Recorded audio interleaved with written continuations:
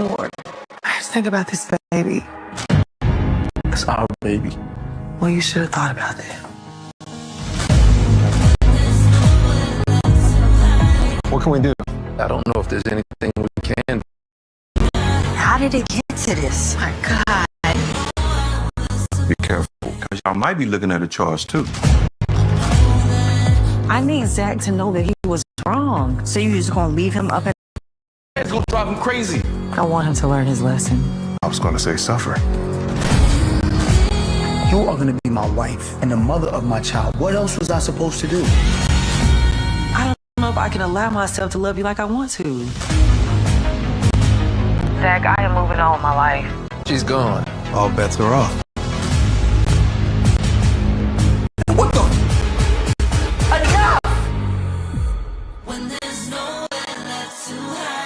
He just threw it all away. You just gonna give up like that? Not. The thing is who you going to listen to.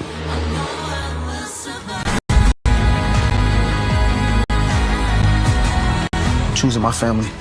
I love you. I don't know what I would do if I didn't have you. ZATIMA!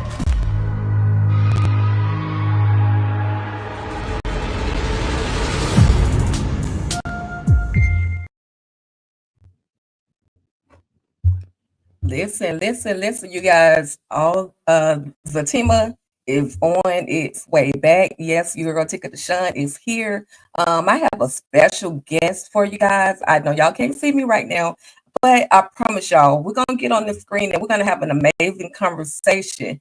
Before I get started, I have something that I would love for you guys to check out. Just watch this, you guys. Just watch this. Here we go.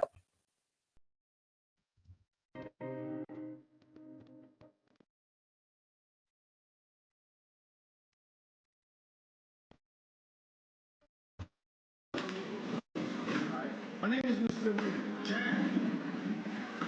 My name is Mr. Amir. I'm a mentor. They actually come into school, and what I'm doing is trying to help at-risk youth.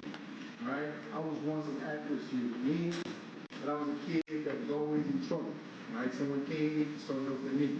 So what I want to do is give back and start helping you guys.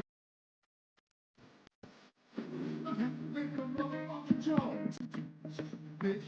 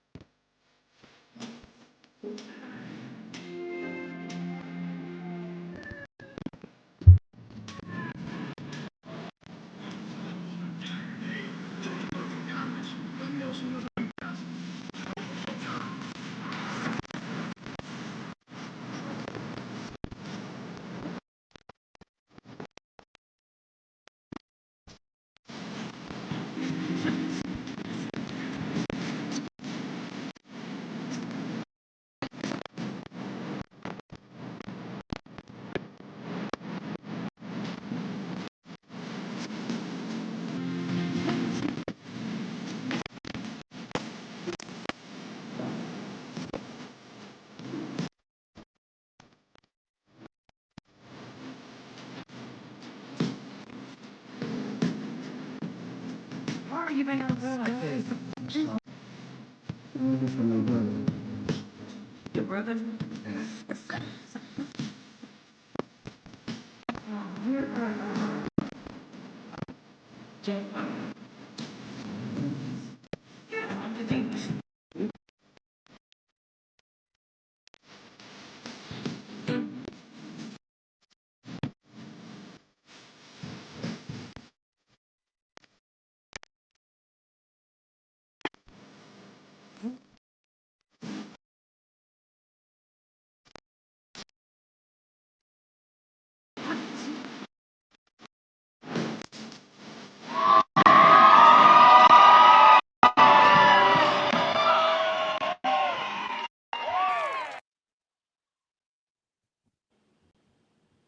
Listen, hello, sir.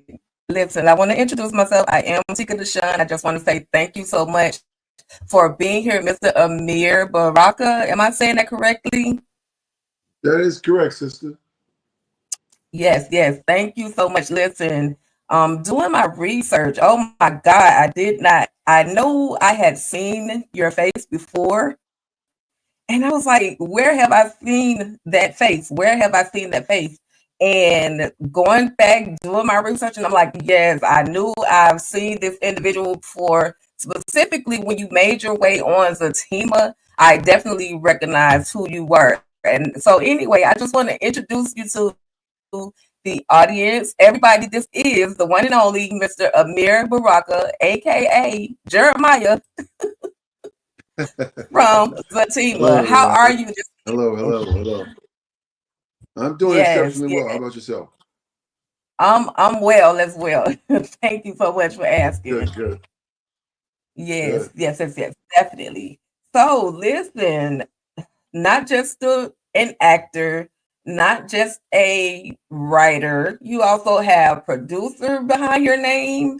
You have activist behind your name. But for us, who is Mr. AMEER Baraka? Well, it's if you want to hear from the external or the internal.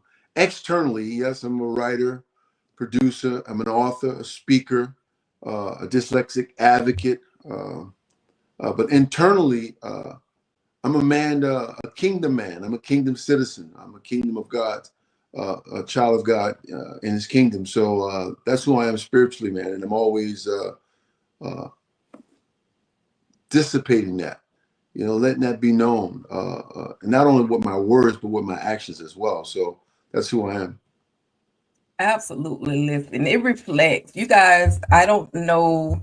I know a lot of you might have some free time. If you do, make sure you go and just Google Mr. AMEER Baraka. When I tell you his resume is extremely extensive, I'm not just talking about his acting, but this man has sat before Congress. He is an Emmy nominated individual, like, oh my God, award winner, everything. This human entitled, he encompasses everything that a person would aspire to be. And I'm just so honored to be able to sit before you and just have this conversation.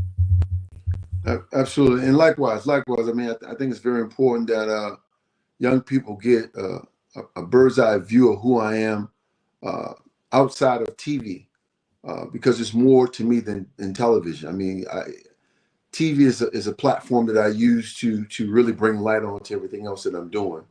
So I definitely want young people to understand, and particularly African American boys, to look at my body of work and realize that they too can achieve these things. So there are no excuses in life. Absolutely, absolutely.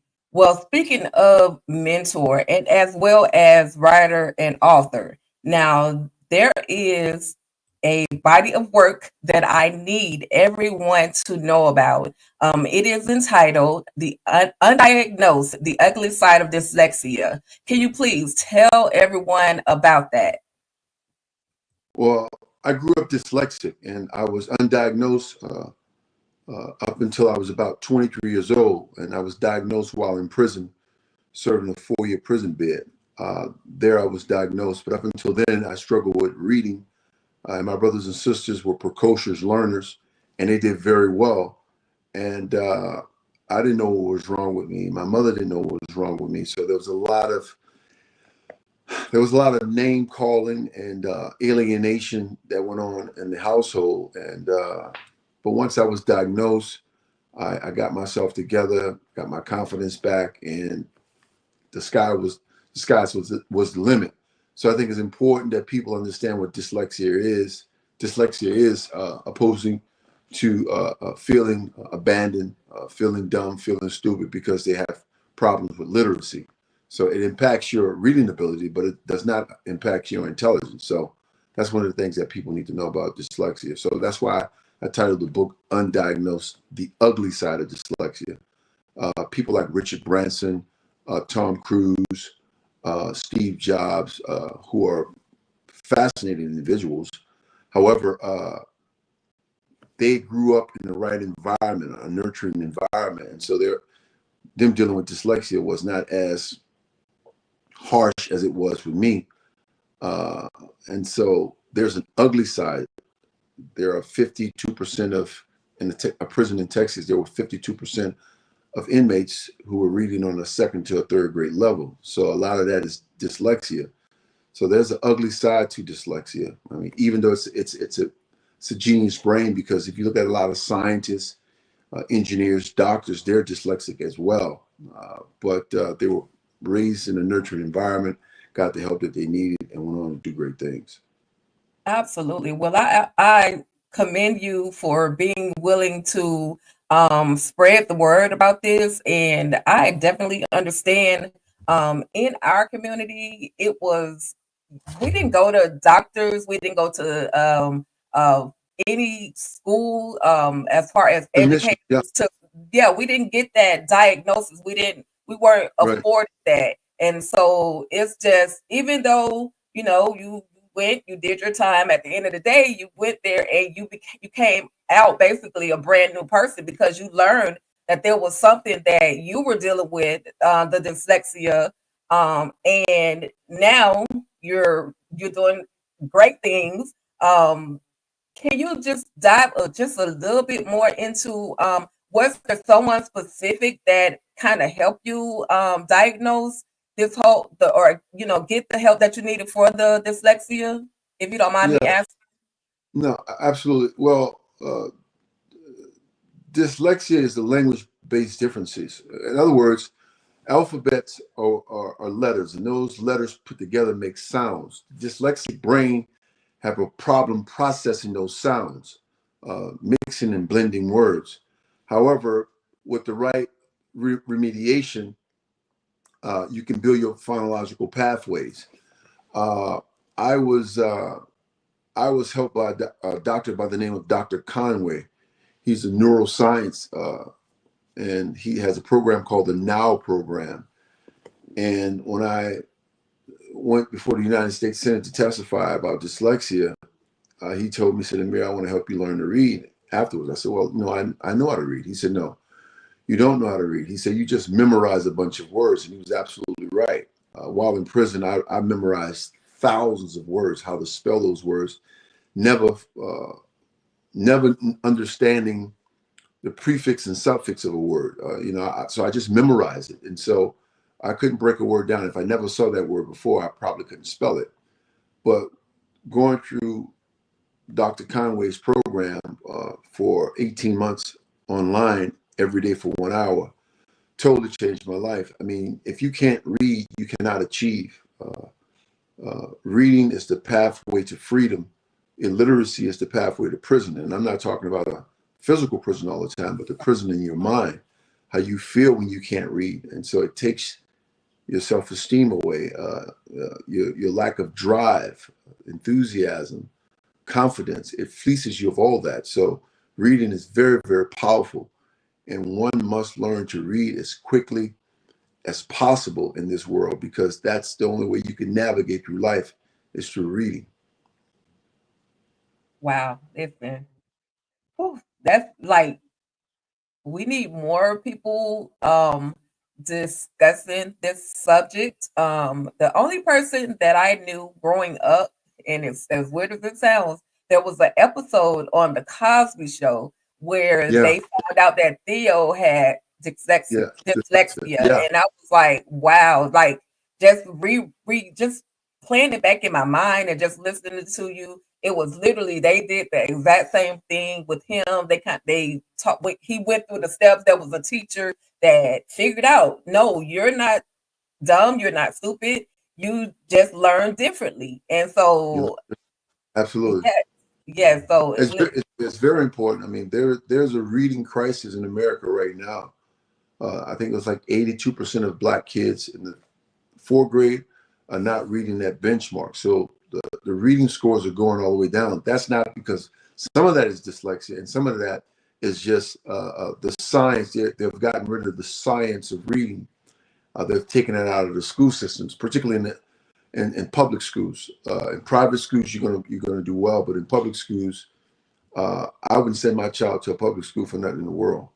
So yeah, that's what's going on in America. People need to definitely look into that. Absolutely. Again, thank you so much. And you guys, you can definitely, this book is still available. I actually downloaded it on Kindle, but I'm definitely gonna get my hardcover. So one day when I meet you, I'll actually get that autograph. Okay. But you can Absolutely. find it.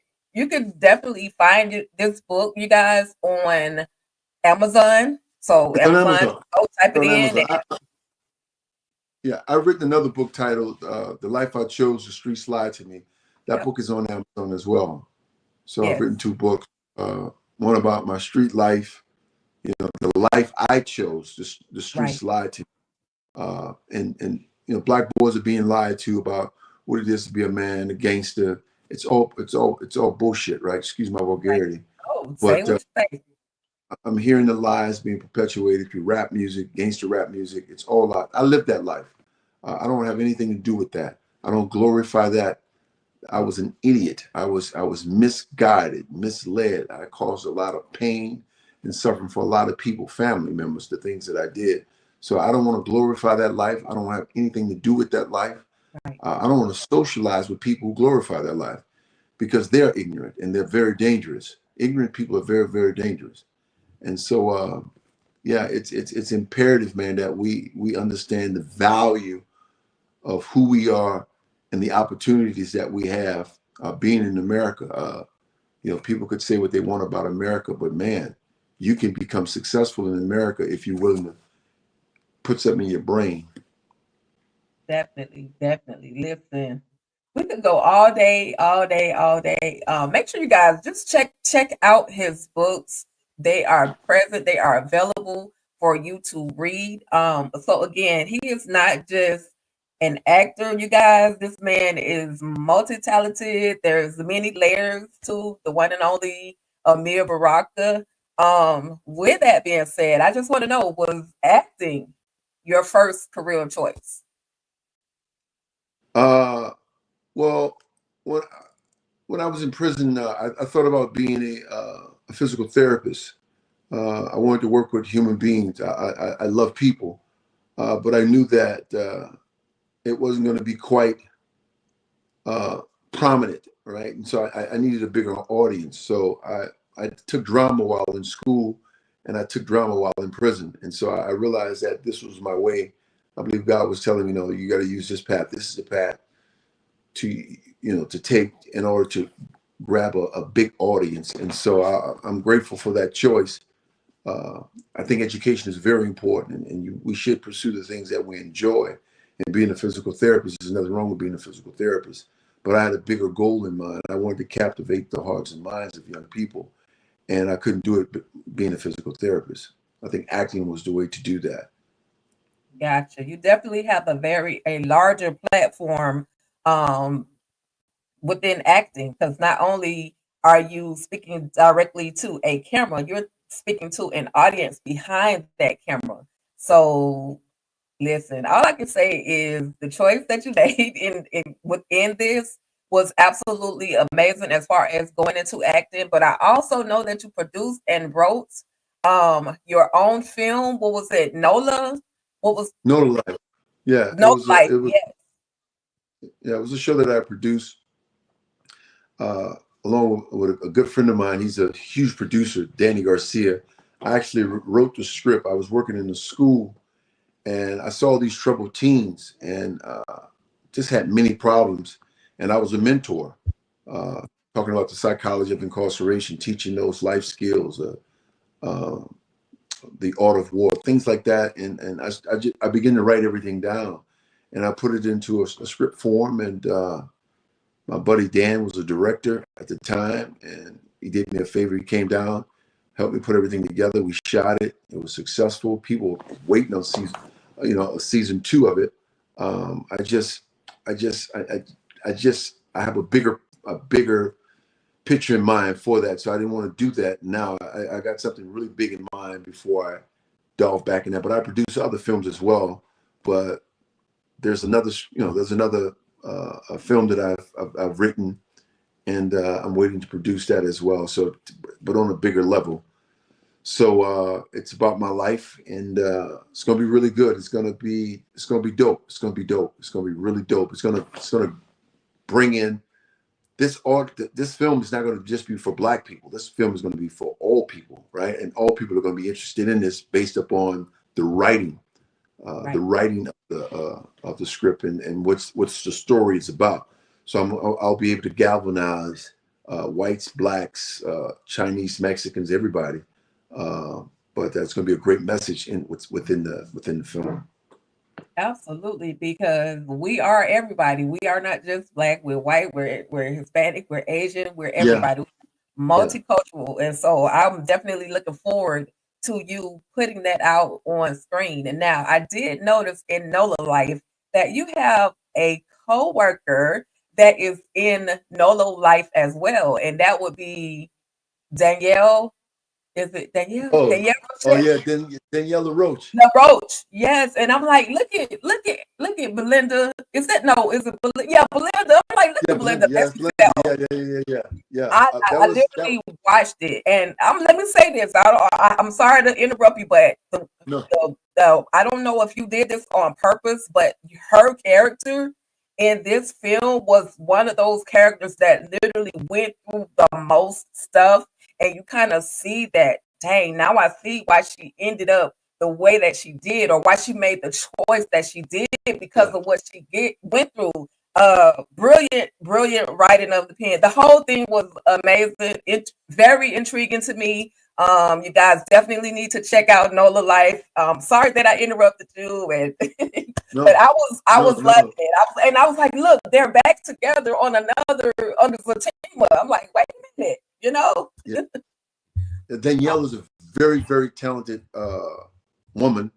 I put her in her first film. That was her first film, and I knew she was going to be special because just instantly she took that script and just ran through that character. I'm like, oh my God, this girl is she is talented.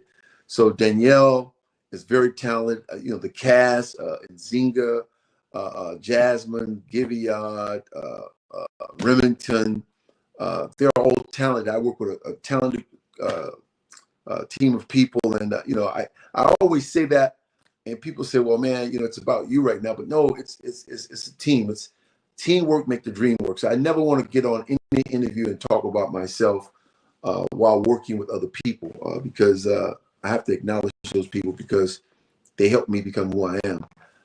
And Danielle is definitely one of those people, man. We talk all the time on set. She's my prayer partner. We pray together. She's a good sister, strong, solid sister. Listen, she working on nerves on the team. Oh yeah. But she's definitely go look at NOLA Life. She's so talented. She's talented. Really talented. She is talented, man. Yeah, she said she got a couple projects coming out. She got a couple new projects coming out. This girl, she's going to be big. She graced the screen so well. She's beautiful. She's articulate. She's sexy. She's fiery. She's manipulative. She can play any character. Just give her a script. Just give her a script. So her time is coming to do great things. But we are having a blast on ZATIMA. Absolutely. So how did you become a part of the ZATIMA family? Well, it's funny. Tyler Perry is from New Orleans. I grew up in the Calio Housing Projects. Tyler grew up about, I would say, 2 miles from me. And I just always wanted to work with Tyler because people from New Orleans, man, I don't care where you go at, people from New Orleans are going to show love. That's just how we roll in New Orleans. We're just going to show love. Now you have some bickering that goes on, but most people there, majority of the people there, they show love. And so I just wanted to work with him. Never got the opportunity. And then our audition, when I got the role, I didn't know where it was going, because it was like three episodes out of 10. And I really didn't understand what the character was going. I just thought that I was going to be in and out. But when I got the word from TP, I think that was after season one, after we wrapped season one, he was like, "Hey man, you did a great job. We want to bring you back." And I just knew I was locked in from there because this character, I knew this character. I knew Jeremiah. Jeremiah lives within me. I grew up around thousands of Jeremiahs, and I'm not exaggerating at all. Because growing up in New Orleans, man, people in New Orleans use heroin. Young people in New Orleans shoot heroin and snort heroin. I was one of those people. So I understood everything about this character, everything. And so as an actor, we wait for roles that we have a nexus with, right? And so I understood Jeremiah right off, bam. And there's so many other characters that are in my head, things that I could relate to that I've lived through, the hurt, the pain. And so all those different emotions, I've been through them, and I took it to my acting coach. We worked on it, and boom, there it is. And I'm sure TP is pleased because, I came back. Definitely. He has to be pleased because you, and I know you don't need me to tell you, but you did an amazing job, or you're doing an amazing job as Jeremiah. When I first saw Jeremiah, I'm like, oh my goodness, he's getting on my nerves by, how do I say it? Every time you turn around, he's coming to ask for something. He's like that family member that's always coming to ask for something. Like, just go live your life. Leave me alone. I gave you what I needed. But that's just my perception. Or yeah, that's just my perception on Jeremiah. What would your perception on Jeremiah be? Well, Jeremiah is a guy that's completely traumatized due to lack of having a father, having a mother that was very derelict in her duty. She was on drugs, abandonment issues. And so he's struggling with a lot of different emotions. And I was able to peel all those layers back and really get to understand who this guy was at his core. And so I just vibe with the script. I just read the script and I live in those emotions, man. And whatever the script says, I just take it there because I could just feel I'm in that emotion. I'm in those trigger places. I've lived that life. I understand him. But he's a redeemable person. He's a redeemable person. No matter how ugly he looks right now, he can be redeemed. And that's all human. That's what any person in humanity. We all can be redeemed. It's just a point of getting to that place of wanting to be redeemed. And so that's how I see Jeremiah. That's how I see him. I see him as a guy, you say, well, a lot of people say, why you keep begging your brother? But that's my brother. That's my only resource. That's all I have. We did crime together. He was my yin and yang. We're like yin and yang. And so I feel abandoned because now he's successful. He's forgotten about my mom and us, and he's living this extravagant life.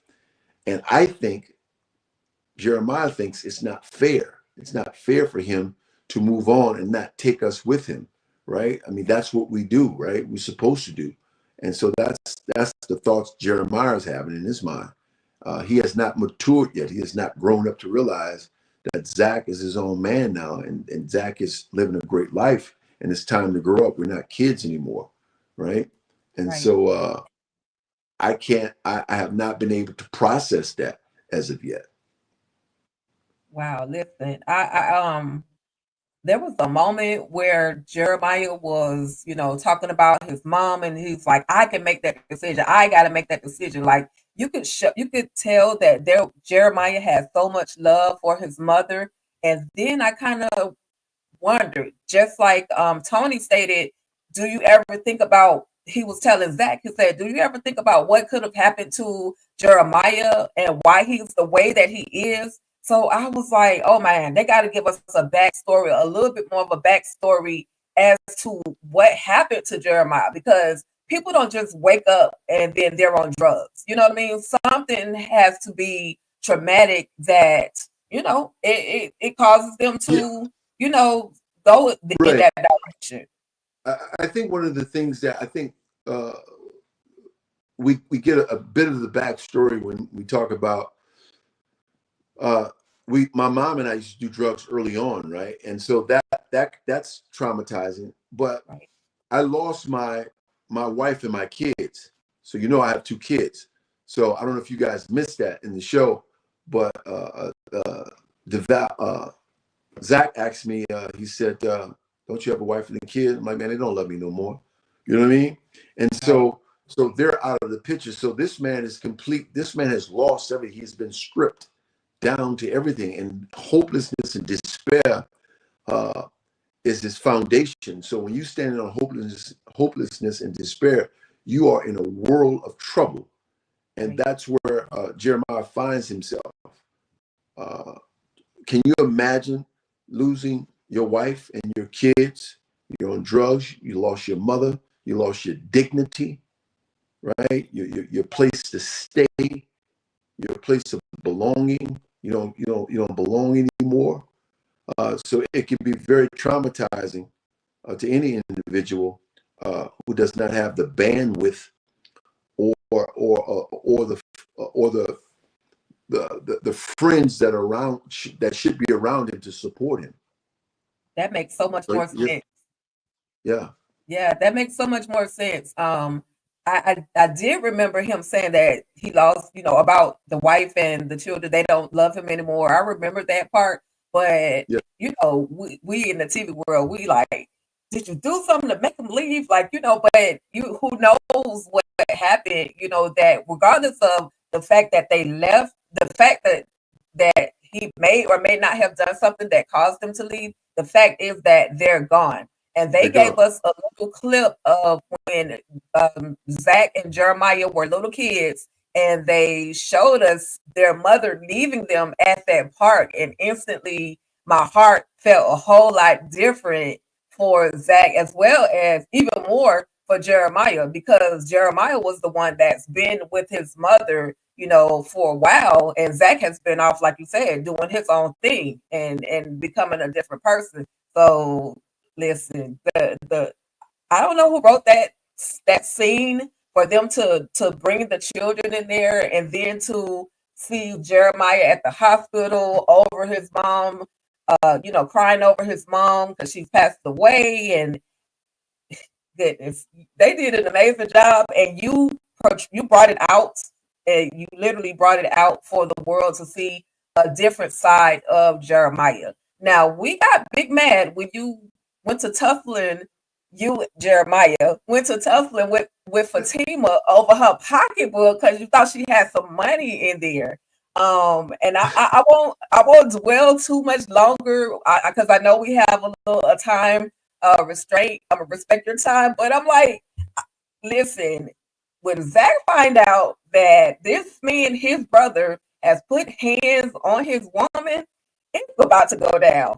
How did you prepare for this whole? Did they use a stunt double? The whole altercation. Did they use a stunt double? Did you get bold and say, Well, "Oh, I'm out"? well, there was a stunt double for Fatima. There was a Okay. stunt double for her. I mean, so you don't want to hurt the actress. Uh, but I enjoyed that scene. I think that was the first scene up for season 3. I think that was the first Yep. scene up. Yep. We were actually the first scene up when we did that. And Crystal is such a sweet person, and it was very difficult for me to do anything. I mean, Crystal's just a sweet person, but in my mind, it is amazing as an actor. You literally you transform. So I found things that I created things in my mind to hate about Crystal. Right, this is what actors do. You create things in your mind, right? You envision things and you live through these fantasies or delusions, if you want to call them, Right. about a person. And so I was able to just go in, man, and just do it. And I felt justified because she had something that was mine. And drugs will drive you to a point where you cannot believe what they will do. I know in my own personal life, I recall when I was on drugs, I was about 19, and man, the things that I was doing, I put myself in harm's way so many times being on drugs. I could have got killed, could be in jail for the rest of my life, but the drugs will drive you. They will literally drive you. It's something that you cannot control. You need to be taken out of society for a while and detox. It's like you really can't hold a person responsible for their actions while on drugs, even though they should be responsible. And I'm not saying if a person go out here and do something stupid, we shouldn't have that person arrested. But it's to the point where, man, it will drive you to the point where you don't see anything but getting high, and that's what Jeremiah saw, the opportunity to get high. Right. Yeah. He definitely saw the opportunity because he took Zatima's watch, and I'm like, sir, do you really think you're gonna be able to hide the fact that you took her watch? But listen, she did such an amazing job at trying to protect Jeremiah. I Oh will say yeah. she Oh man. was like, oh no, it didn't happen like that. But I think that, just my opinion as an audience member, if she had just went ahead and told Zach like what actually happened, but because technically he didn't hit her, he didn't throw her up against the car. They were tussling over her purse or her bag, and then she fell. So I think that the punishment wouldn't have been as detrimental had she just went ahead and told Zach in the beginning. But then I guess it wouldn't have been so dramatic if she had went ahead and told him, because we got to go on the chase. We got to look for Jeremiah. That's me and my But ZATIMA brain. I think I can't speak for Zach, but I know that he's a ticking time bomb, right? He has some issues, some unresolved issues that he's dealing with as well, and so his mom dying, I'm getting on his nerves. Lost money, so he's a ticking time bomb, and so I don't think either way it went, whether she would have told him in an amicable way or told him in a violent way, he was going to respond differently because he's ready to explode. I think that's what I think, right?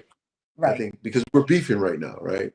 I don't like him, he doesn't like me, and so he's looking for an opportunity, and so maybe I think that you still made that choice, but you would have to ask him that. Gotcha. But I also like that Fatima was actually starting to be able to get to Jeremiah. Like she was kind of able to kind of break through to him. Voice reasoning. So that's what I'm saying. So Jeremiah is a human being. And there's certain human beings that can talk to other human beings respectfully. And so he has fertile soil. He's fertile in that area because every time he interacts with Fatima, there's this understanding that he gets, right? There's this understanding that he gets, and so that's that motherly way of doing things that Fatima has that Jeremiah is attracted to, right? He's attracted to that, and so that the audience. Hopefully the audience sees that this is a man that is under a tremendous amount of distress, and he just needs the right person in his life to turn him around. And I mean, there are people out there like that. There are people that are living on the street that just need that one person to talk to and can totally change the trajectory of their life. And so that's why it's so important that we don't judge people and overlook people. I mean, you can't judge people. There's, you could say what a person did is wrong. Now I'm saying, man, what you just did, that was wrong. But I can't condemn you and say you'll never be nothing. You're a piece of trash. You'll never make out it to be anything. Well, yeah, I don't believe in that. I don't. I don't believe in that. Well, definitely, because I'll just say I've lived it on both sides, having a family member that faced and battled dealt with addiction. I worked in the prison system. So I've seen both sides of it in that aspect. Right. It doesn't, so the empathy in me understands that there's something deeper and darker that is going on with that person. It may not have been something traumatic. They may have tried it for the first time and then they just couldn't put it down. You know what I mean? So the eyes are definitely open with empathy for anyone that is dealing with any kind of addictions, and it's not just drugs, there's other addictions, but anyone that's dealing with any type of addictions. The character of Jeremiah is definitely going through something.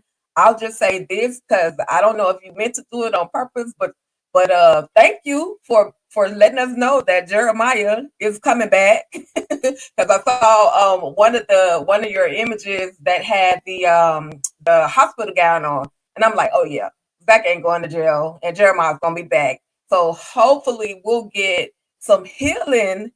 It may be a long road, but hopefully we'll be able to get some healing between Zach as well as Jeremiah. Because at the end of the day, Zach and Jeremiah really don't have anybody else. They're like the blood tie that we know of anyway, the blood tie that connects the two characters. So any other thoughts on Jeremiah? Because I'm just hoping for the best.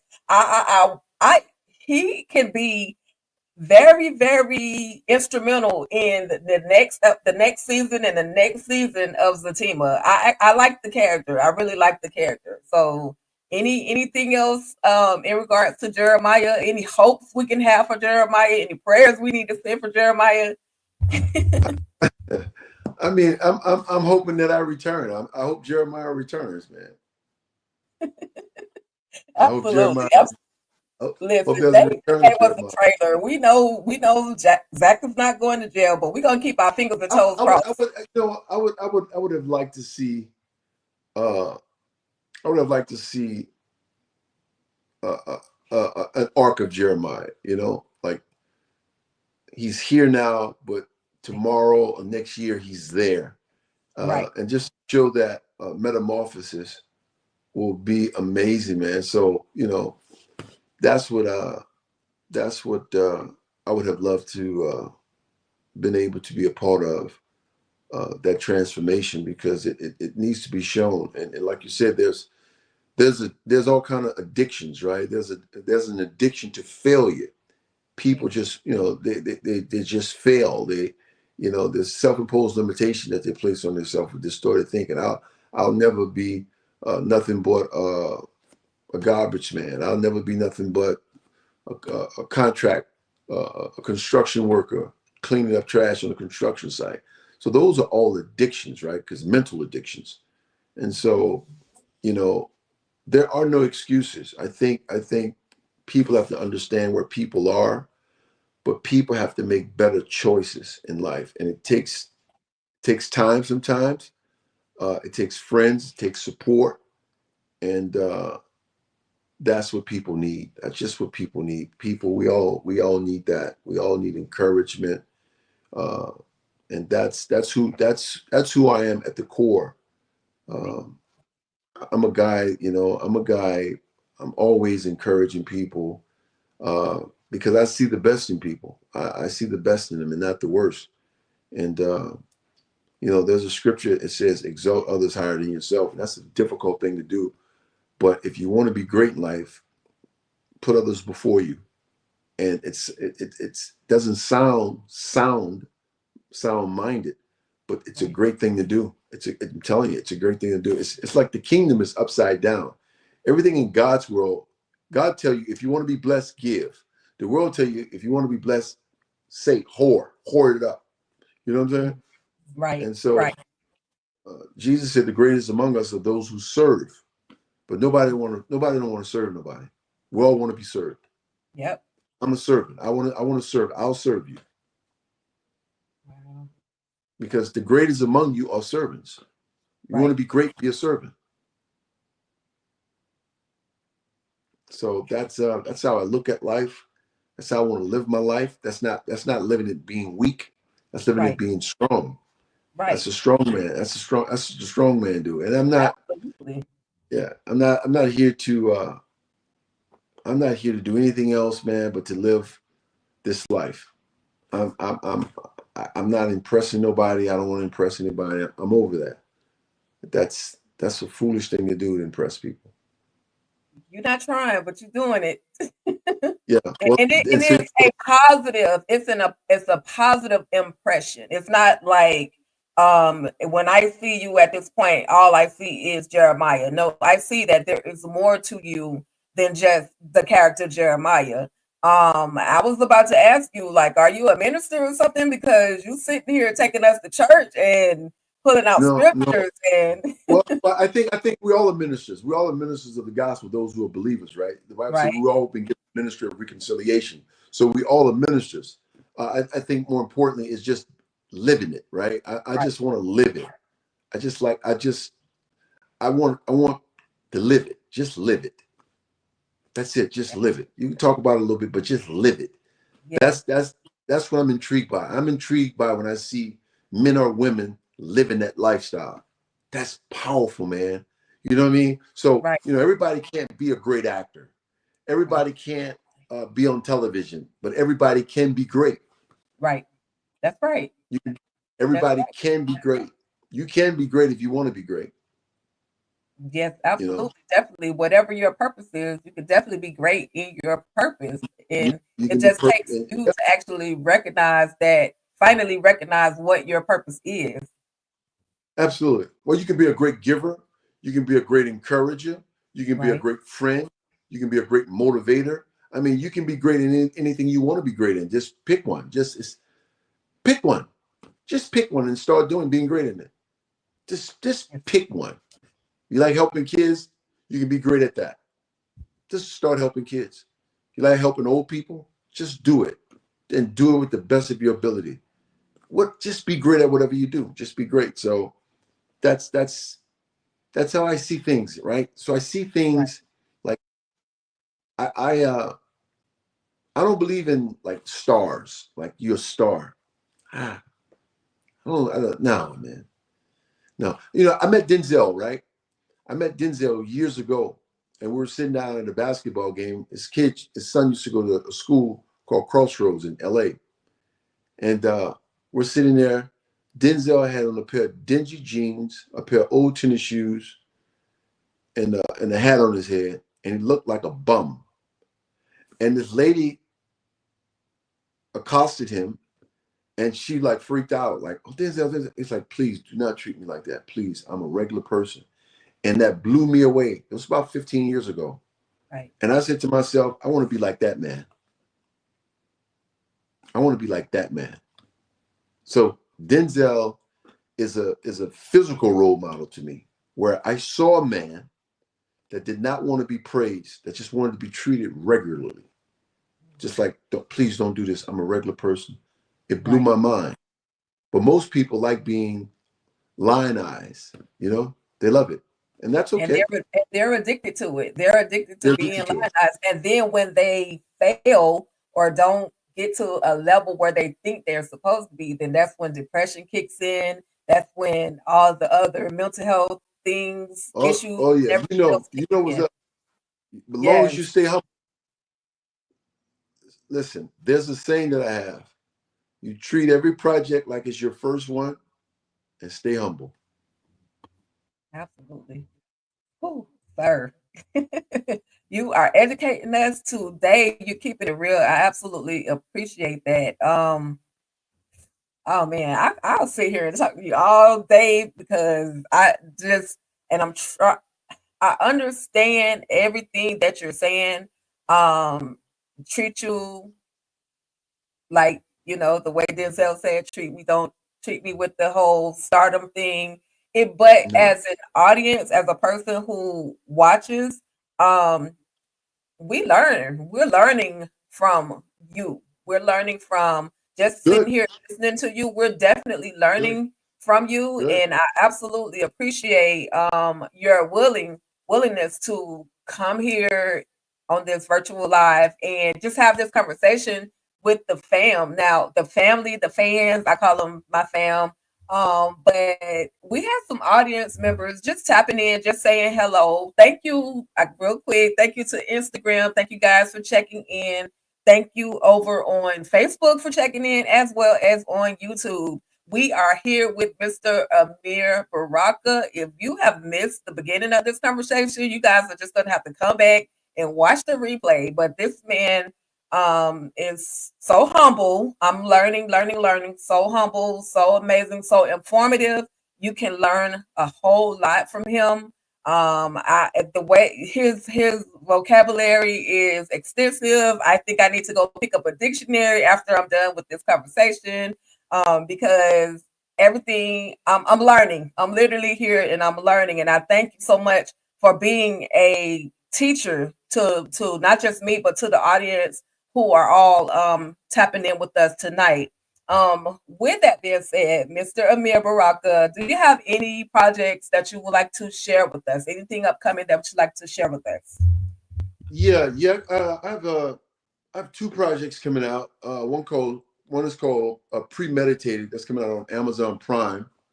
That's going to be released probably early next year on Amazon Prime. It's going to be a great film. And also, I have a new TV show coming out. I'm one of the leads in it. That's coming out in January. It's coming out in January.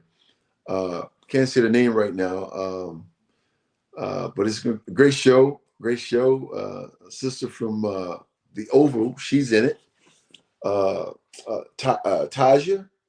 Smith Simpson. What is it? Taja Simpson. Simpson. Yeah, she's in it. So yeah, look forward to that. That's going to be really good. The character's totally different from Jeremiah. The thing is, like, right. So it's very important, like, as an actor, right, that when you see me as Jeremiah, but then when you see Ameer in another film, you see him totally different. I never want to be the same. Like, I never want to act the way that I act in the last movie, right? So it's always showing different characters. So this character is totally different, but he too lives within me, and so yeah, you're gonna see a different guy, yeah. Absolutely. We're definitely looking forward to that.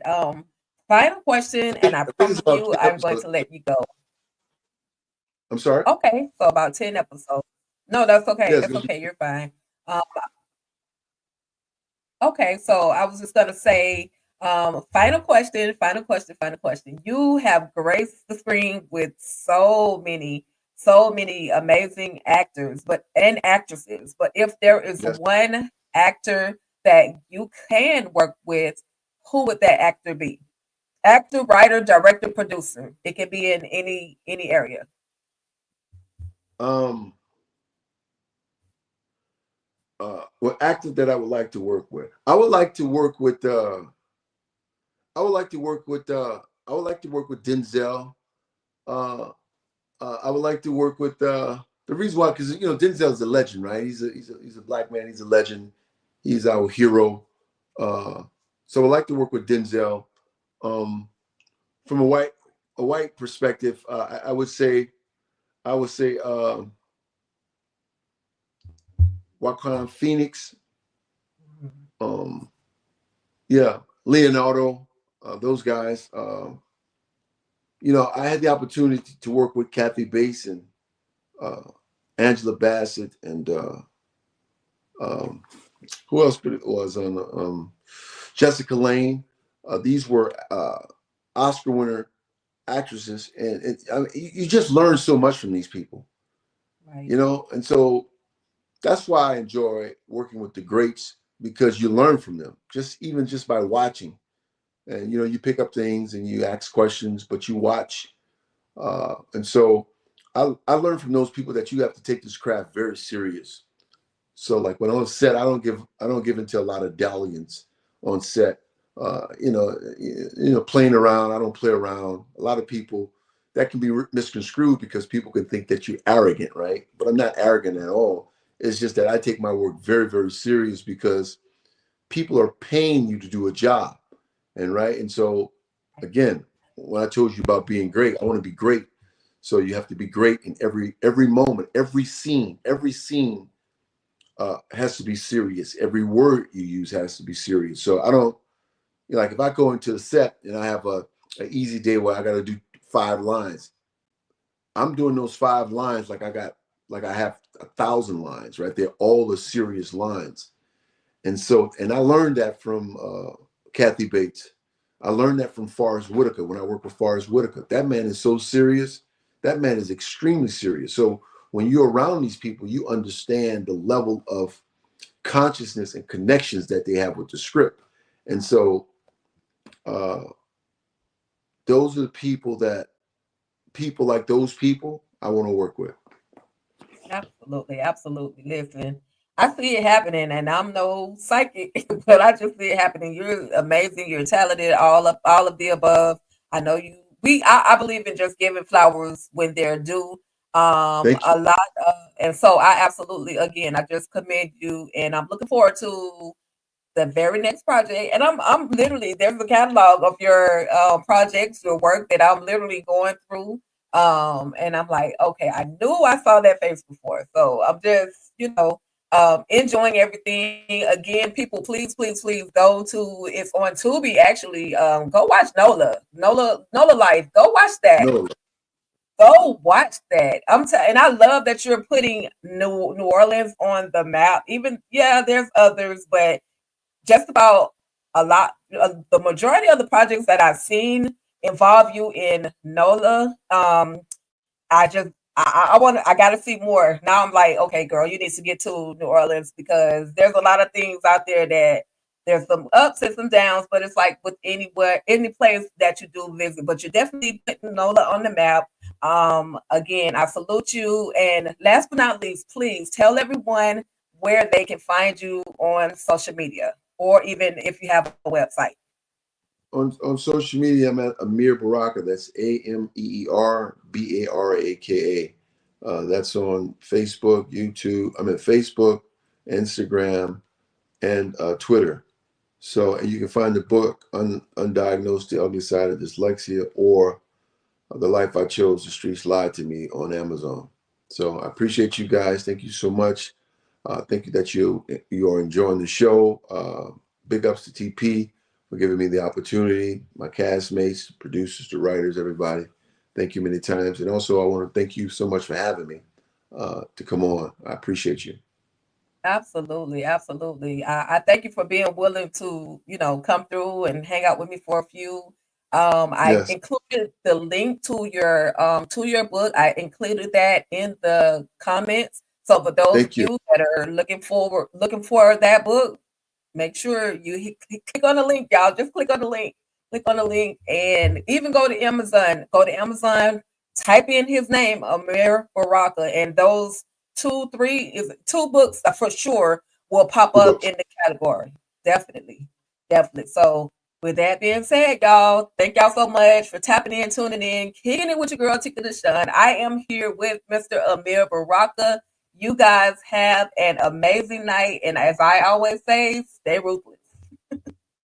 Stay ruthless. Thank you. Peace out, y'all.